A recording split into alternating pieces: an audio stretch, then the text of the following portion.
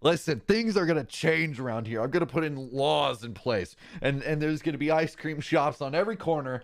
And then the people serving ice cream aren't gonna be ice cream makers. They're gonna be normal people who don't know how to make ice cream. They're gonna say, "What do I do? What do I do?" And then,